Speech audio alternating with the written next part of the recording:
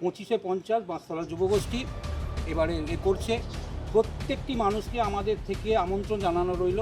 এই সরকারও ওখানে দুর্গাপুজোয় কিছু দেন, আচ্ছা কিন্তু জগদ্ধাত্রী পুজোয় সরকার কিছু দেন না। আচ্ছা, তা আপনি বলছেন যে সরকারি অনুদানেরও দরকার। রিক্সার জন্য কোনো অ্যালটমেন্ট নেই, আমি চন্দননগর জানি না, বলবো না।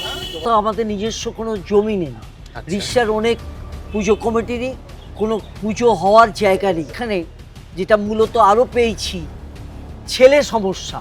আচ্ছা, নতুন প্রজন্ম, আমাকে যদি 50 বছর করতে হয়, একে যদি 40, একেও 40 বছরও এখনো আঁকড়ে থাকতে হয়, নতুন প্রজন্মকে উঠে এসে রিক্সার ঐতিহ্যমণ্ডিত জগদ্ধাত্রী পুজোকে বাঁচিয়ে রাখার সেই দায়িত্বটা এখনো আমরা সেইভাবে পাইনি। আমরা প্রথম নিয়ে এসেছিলাম 10 পয়সার ঠাকুর। আচ্ছা, আমরা যখন 10 পয়সা, নতুন 10 পয়সা এসেছিল, 10 পয়সা দিয়ে আমরা ঠাকুর তৈরি। এটা প্রায় সমান। এবার একটু 19-20 হয়, কারণ ওখানে যেটা হচ্ছে একটা মানে শুধু তো আবেগ থাকলে হয় না, তার সাথে দরকার হয় আমাদের আর্থিক সাহায্য।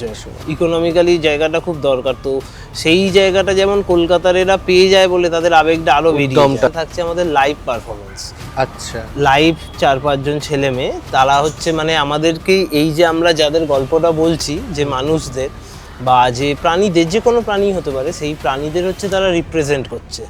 তারা সেখানে হচ্ছে মানে সে একদম সভ্যতা শুরু থেকে তারা হেঁটে চলেছে, তাদের জীবনযাপন চলেছে সেখানে।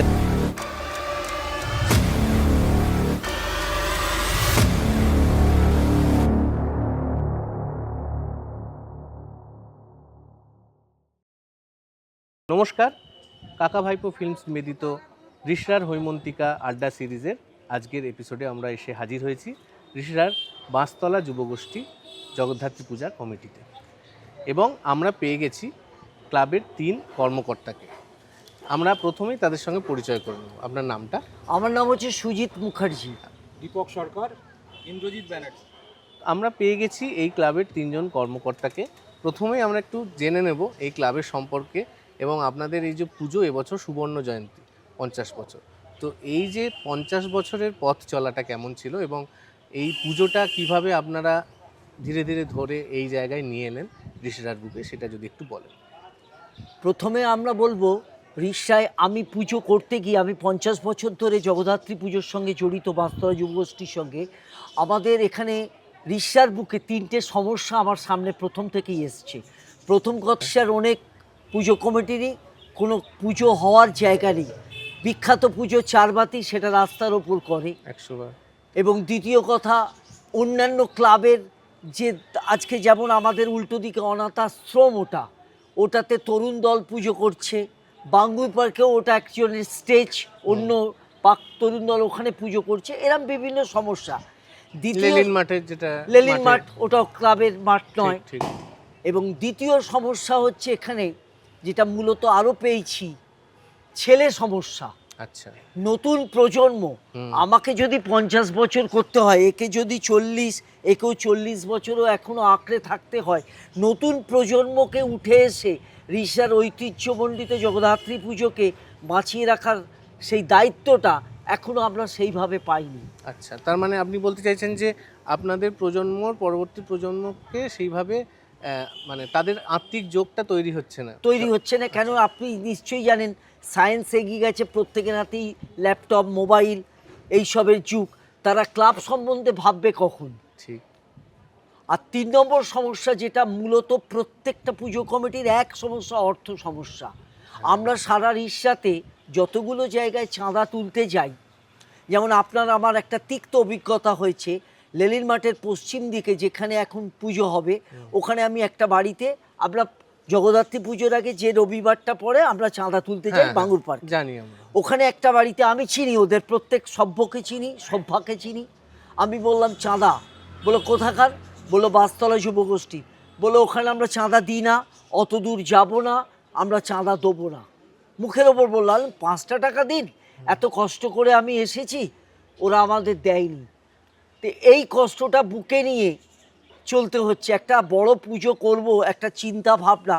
আর তারপর দ্বিতীয় কথা, সেন্ট্রাল কমিটির তো এই নতুন হয়েছে, যেমন চন্দননগর সেন্ট্রাল কমিটির একটা স্ট্রং বলি, মানে রিক্সা সেন্ট্রাল কমিটি তো নতুনভাবে হচ্ছে। হচ্ছে এবং তারা চেষ্টা করছে যে আগামী দিনে আরো কিভাবে আর সবচেয়ে মারাত্মক হচ্ছে দাদা, চন্দননগরের পুজোটা হচ্ছে চন্দননগর, মানকুণ্ড, ভদ্রেশ্বর ঠিক। নিয়ে চন্দননগর। না, এবার এটা হচ্ছে মানে আমি বললে কি হবে, হ্যাঁ ব্যাপারটা হচ্ছে যে উনি বললেন, উনি আমাদেরও সিনিয়র, উনি এখানে ফাউন্ডার মেম্বার আর কি। একদম তো এগুলো হচ্ছে সমস্যা, তার মধ্যে আনন্দ সংবাদও বা আনন্দও আছে। আনন্দ না থাকলে আজ এই পুজোটা 100 1 বছর থেকে 50 বছরে আসতে পারি না।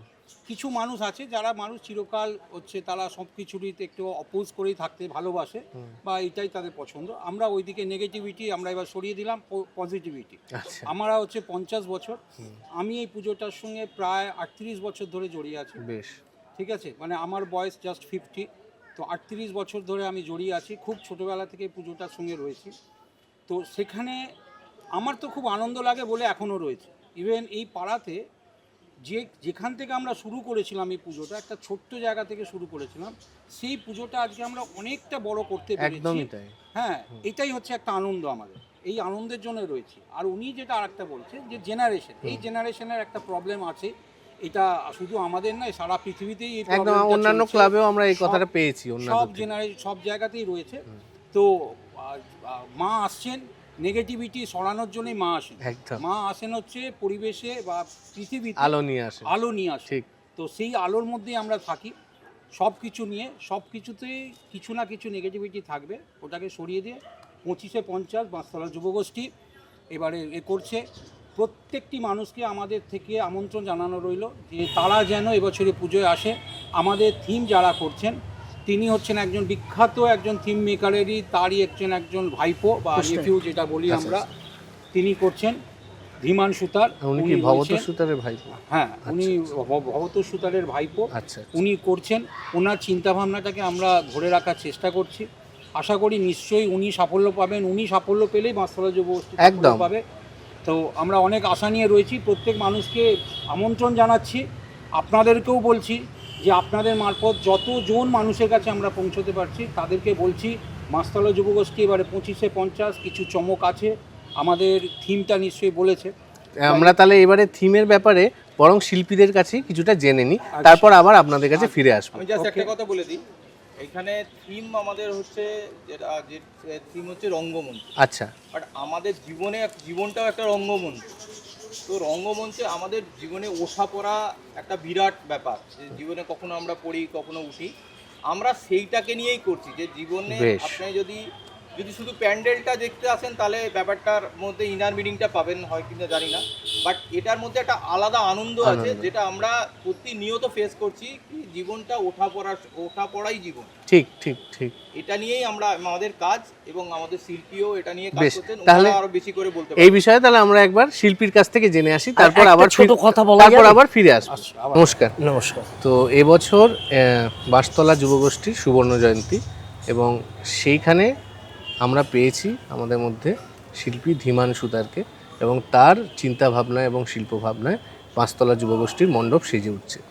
এবং আপনারা সেই শিল্পীরই দলের একজন, তো আপনারা আগে নিজেদের পরিচয়টা যদি দেন। নমস্কার, আমার নাম প্রত্যুষ পাল। আমি হচ্ছে ধীমান সুতারকে অ্যাসিস্ট করছি, আচ্ছা। দুর্গাপুজোর কাজ করি আমরা আর mostly। আপনি? আমি নবীন চন্দ্র দাস, আমি ধীমান সুতারের সঙ্গে কাজ করি। আচ্ছা একসাথে অ্যাসিস্ট করি। আচ্ছা আচ্ছা। তো এবছরের আপনাদের যে ভাবনা আর আপনাদের যে শিল্পকর্ম আপনারা এখানে ফুটিয়ে তুলতে চলেছেন, সেই বিষয়ে যদি কিছু বলেন। আমাদের যে ভাবনা সেটা হলো আমরা একটা মঞ্চ করছি, যেটা হলো রঙ্গমঞ্চ। এবার সেই রঙ্গমঞ্চটা হলো আমাদের কাছে একটা, আমাদের এই যে দুনিয়াটাই আমাদের কাছে একটা রঙ্গমঞ্চ, এই পৃথিবীটাই রঙ্গমঞ্চ। সেখানে হচ্ছে আমরা সবাই হচ্ছে এক একজন অভিনেতা বা অভিনেত্রী।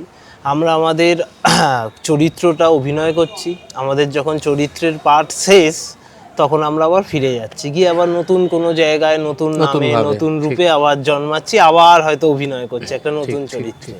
তো সেটাই আমাদের ভাবনা, সেটা নিয়ে আমরা কাজ শুরু করেছি। সেখানে এবার যেমন থাকছে আমাদের বেশ কিছু কাইনেটিক্স থাকছে। আচ্ছা, এখানে যেমন একটা আমাদের পুতুল উঠে দাঁড়াবে আবার ভেঙে পড়বে, ক্রমাগত উঠে দাঁড়াচ্ছে, মানে মেকানিক্যালের। হ্যাঁ মেকানিক্যালি ক্রমাগত উঠে দাঁড়াচ্ছে আবার ভেঙে পড়ছে। এবং তার সাথে থাকছে আমাদের লাইভ পারফরমেন্স।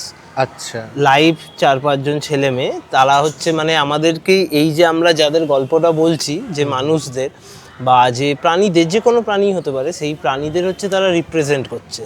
তারা সেখানে হচ্ছে মানে সে একদম সভ্যতার শুরু থেকে তারা হেঁটে চলেছে, তাদের জীবনযাপন চলেছে সেখানে, তারা বিবর্তনের সঙ্গে সঙ্গে সাইকেল যাকে বলে। একদমই একদম। এবং সেখানে তাদের যে এই যে এতদিন চলার পর তারা যে ক্লান্ত হয়ে গেছে বা শ্রান্ত হয়ে গেছে, সেই জায়গাটা তাদের ডায়লগে থাকছে। তারা কখনো কখনো হয়তো রবি ঠাকুরের গান গাইছে, কখনো কখনো হয়তো জীবনানন্দ দাশের কবিতা। ঋষিরাজ জগদ্ধাত্রী পুজোতে প্রথম আমরা লাইভ পারফরমেন্স দেখতে পাবো আপনাদের হাত ধরে। হ্যাঁ হ্যাঁ। আচ্ছা আচ্ছা। তো এ তো গেল এই বছরের শিল্প ভাবনার কথা।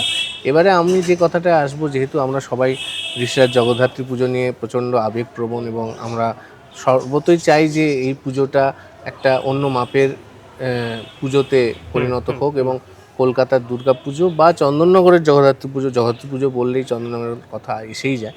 তো তার সঙ্গে সমান তালে মিলিয়ে যাতে ঋষিরাজ জগদ্ধাত্রী পুজো উন্নতি করে, সেক্ষেত্রে আমরা আপনাদের মতো যারা কলকাতার বড় বড় দুর্গাপুজো বা বিভিন্ন প্রোগ্রামে আপনারা যারা শিল্পী কাজ করেন, তারা আমরা আমাদের মধ্যে পাই।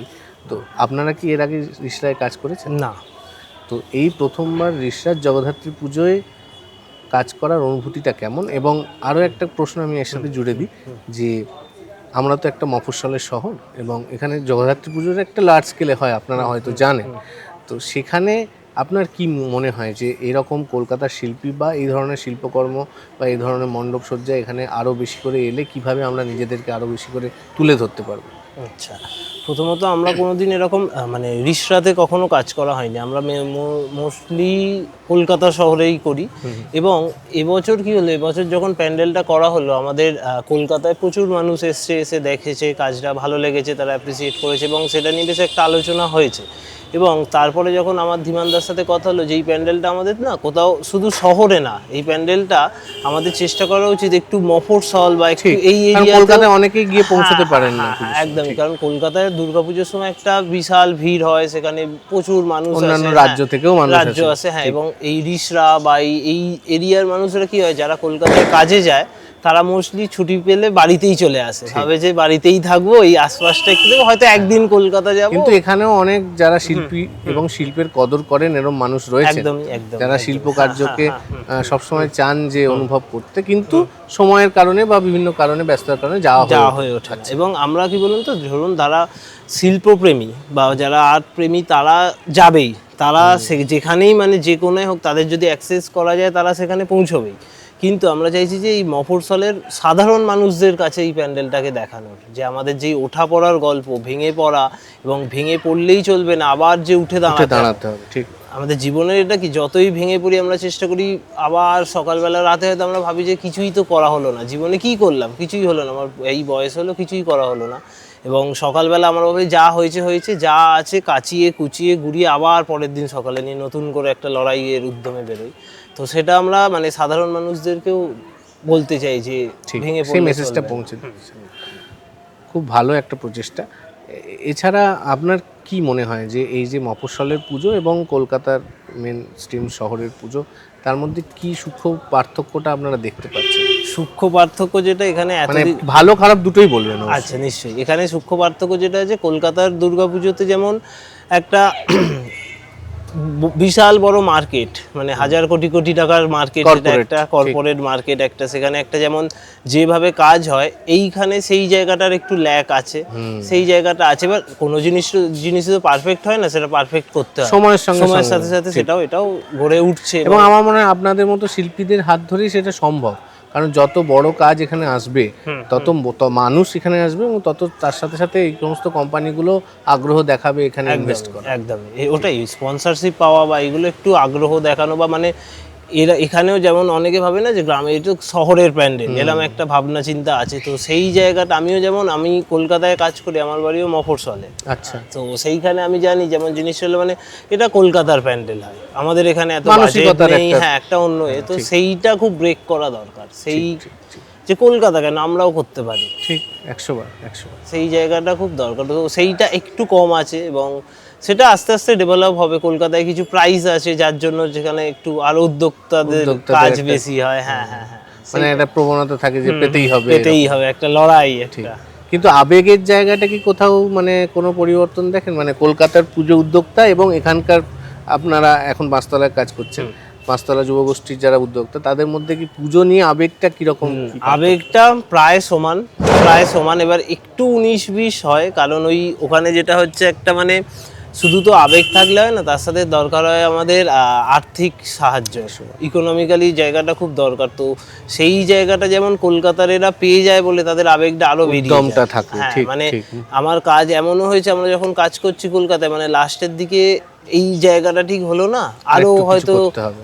মাল লাগবে, এই মালগুলো পুরো বাদ, মানে এই যে 1,00,000 2,00,000 এরকম গল্প। তো সেইগুলো আমরা যেমন সাহস পাই এইখানে, সেইটাও মানে তারা পায়ের তলার মাটিটা পায়, তারা একদম, আবেগটাকে হ্যাঁ। পরিণত করার পরিণত জন্য। করতে ঠিক, হবে। এবার এখানে ওটাই যদি একটু আর্থিক এটা যদি ঢুকে যায় না, নিশ্চয়ই একদম। আশা রাখি যে আপনাদের মতো শিল্পীরা আরও এখানে আসুক, কাজ করুক, এবং ঋষিরাজ জগদ্ধাত্রী পুজো আরও সমৃদ্ধ হয়ে উঠুক, এবং আপনাদের হাত ধরেই আরও ভালো ভালো কোম্পানি যারা ব্র্যান্ড প্রমোশন করে তারা ঋষিরাজ জগদ্ধাত্রী পুজোকে ধীরে ধীরে বিশ্বের দরবারে এগিয়ে নিয়ে যায়। অনেক ধন্যবাদ আমাদের পাশে পেয়ে, এবং আপনারা অবশ্যই পাশে থাকুন, এবং দর্শক যারা আছেন তাদের কাছেও অনুরোধ, আপনারা আসুন বাঁশতলা যুবগোষ্ঠীর এই মণ্ডপে এই বছরের এদের শিল্প ভাবনা দেখার জন্য। তো আমরা শিল্পীদের কাছ থেকে জানলাম যে আপনাদের এবছরের কি ভাবনা এবং তাদের চিন্তা ভাবনা কি, এবং অবশ্যই আরও একটা জিনিস যেটা উঠে এলো যে তারা কলকাতার শিল্পী এবং তারা এই মফস্বলের শহরে প্রথমবার কাজ করতে আসছেন, এবং তাদের কি অভিজ্ঞতা এবং কি কোন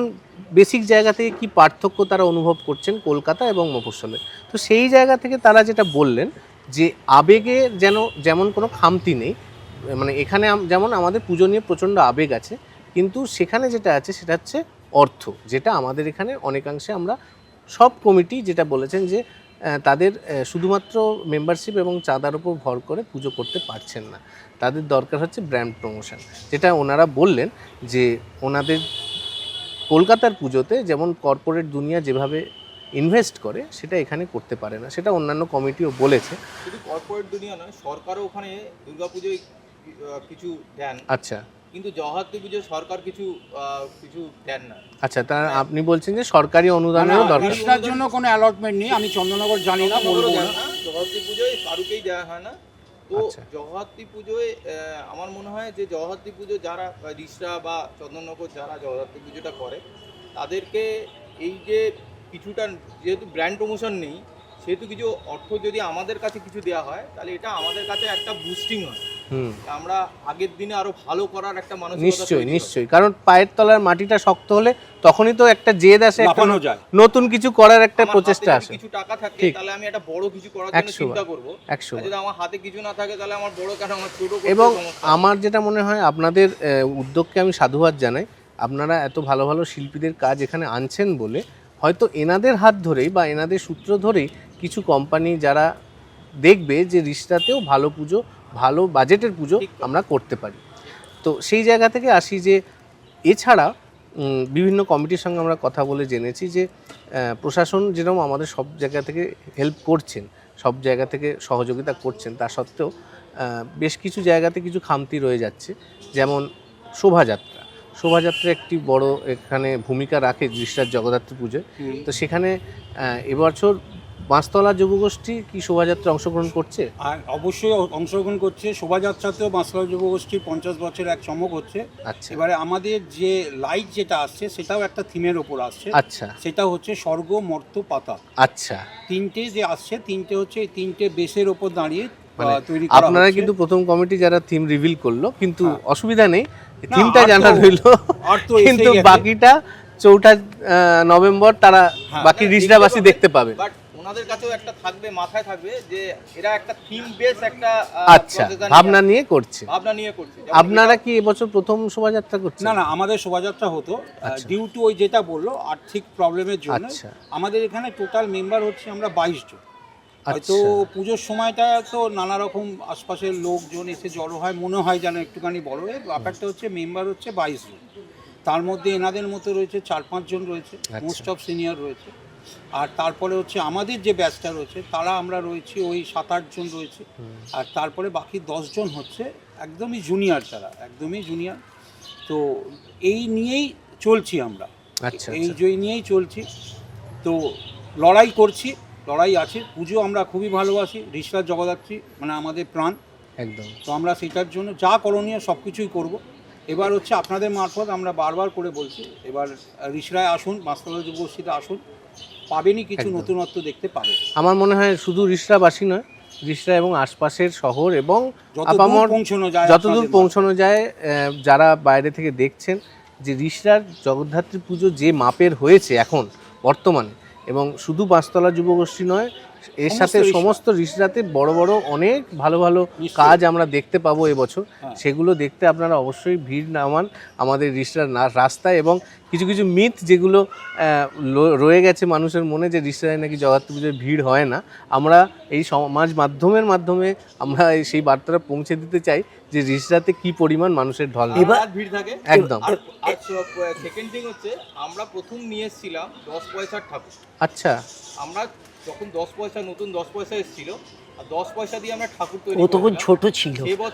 হবে তাই। এবছর মানে সেই বছর থেকে আমরা পরপর কি করে theme ভাগলো রে? করে যাচ্ছি। আচ্ছা আচ্ছা আর তখন এখানে থিমও হতো না, আচ্ছা আচ্ছা। তখন এখানে প্যান্ডেল মানে তখন সাবেকি প্যান্ডেল। সাবেকি প্যান্ডেল হতো। কিন্তু আমরাই প্রথম নিয়ে এসেছিলাম 10 পয়সার ঠাকুর, আচ্ছা আমরাই নিয়ে এসেছিলাম স্পঞ্জের ঠাকুর, আচ্ছা। আমরাই নিয়ে এসেছিলাম কাগজের ঠাকুর।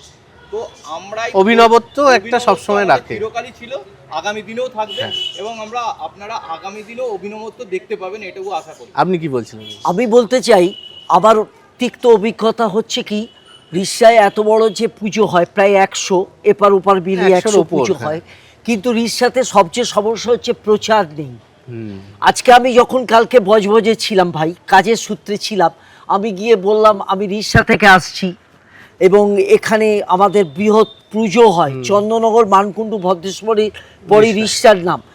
কেন আমাদের প্রচার নেই? প্রথম কথা, আনন্দবাজার যদি খোলা যায় জগদ্ধাত্রী পুজোর সময়, ঠিক। ওপারের অঙ্কুর আর কোরাসের ফটো, তার লেখা, আর কেন যেন পুজো হয় না। যখন কলকাতা থেকে শ্রাবন্তী এসেছিল নায়িকা, শ্রাবন্তী ওপারের 4খানা পুজো ওপেনিং করলো, দিয়ে গাড়ি নিয়ে আমার সামনে দিয়ে বেরিয়ে গেল। না সেই ক্ষেত্রে কি ক্লাব কমিটিগুলোর না না, দায়িত্ব থাকে? এবার ব্যাপারটা কি, একটা যদি রিষড়া সেন্ট্রাল কমিটি একটা কাগজে কোনো দিল, রিষড়া সেন্ট্রাল কমিটি একটা টিভিতে করলো যে রিষড়ার পুজো, হ্যাঁ, টিভি মানে কি, কেন্দ্রীয় ভাবে। দূরদর্শন মানে হচ্ছে সর্বত্র ছড়িয়ে যায়, এইটা হয়নি ভাই আজ পর্যন্ত। এখন দেখা যাক, আমরা ওয়েট করে আছি। বাসতলা যুবগোষ্ঠীতে এত বড় যজ্ঞ করছে, আনন্দ যজ্ঞ করছে, সেন্ট্রাল কমিটির ভূমিকাটা আমরা দেখতে চাই। এটা পরিষ্কার আপনাকে সত্যি কথাই বলছি।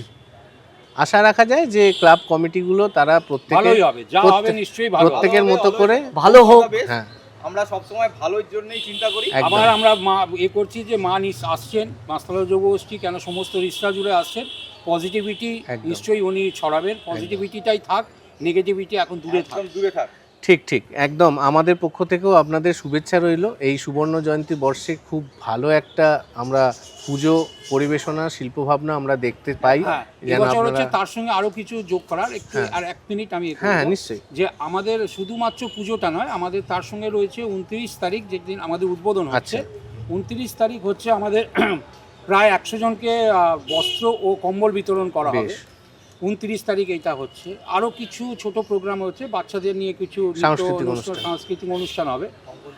30 তারিখ সকালবেলা হচ্ছে আমাদের আরও দুখানা যজ্ঞ চলবে, সেটা হচ্ছে একটা হচ্ছে ব্লাড ডোনেশন চলবে। আচ্ছা। কারণ হচ্ছে আমরা লাস্ট 10 বছর ধরে আমাদের যে ব্লাড ডোনেশনটা করি, হ্যাঁ। তার জন্য 2টি থ্যালাসেমিয়া পেশেন্টকে আমাদের কমিট করা আছে যে আচ্ছা। যতজন পার্সেন্ট হচ্ছে তার মধ্যে 80% হচ্ছে তাদেরকে আমরা ডোনেট করে দিই কার্ডগুলোকে, বাকি 20% ক্লাব এবং আশপাশের মানুষের সুবিধার্থে রাখা হয়। আর আরেকটা হচ্ছে যেটা একটা ড্রয়িং কম্পিটিশন করা হয়, সেটাও 30 তারিখে হচ্ছে। বেশ। তো শুধু পুজো নয়, পুজোর সঙ্গেও আমরা 100 বার। আনুষঙ্গিকভাবে সামাজিক কর্তব্যগুলো সামাজিক কিছু নিয়ে কর্তব্য নিশ্চয়ই, থেকে যায়, নিশ্চয়ই। সেই জায়গা থেকে আমরা আমাদের সাধ্যমতো চেষ্টা করি। 100 বার পুজোর আয়োজন এবং সামাজিক কর্তব্য সব কিছু নিয়েই বাঁশতলা যুবগোষ্ঠী একদম তৈরি, এবং আমরা দেখতে পাচ্ছি যে মণ্ডপ তৈরির কাজ মানে পুরো উদ্যমে শুরু হয়েছে, এবং তাদের এই সুবর্ণ জয়ন্তী বর্ষে তারা নতুন কিছু চমক নিয়ে আসছে রিষড়ার বুকে, রিষড়ার জগদ্ধাত্রী পুজোর বুকে। এবং অবশ্যই আগামী দিনে আপনাদের সকলের সহযোগিতা, আশীর্বাদ এবং প্রতিটি কমিটির মধ্যে নিজেদের মধ্যে আলোচনা এবং সমন্বয়। কাঁধে কাঁধ মিলিয়ে একদম। আমরা রিষড়ার জগদ্ধাত্রী পুজোকে বিশ্বের দরবারে নিয়ে যেতে পারবো। একদম। এইটাই আমাদের অঙ্গীকার। ঠিক। অনেক ধন্যবাদ আমাদের সঙ্গে থাকার জন্য, আপনাদেরও ধন্যবাদ আমাদের সঙ্গে থাকার জন্য।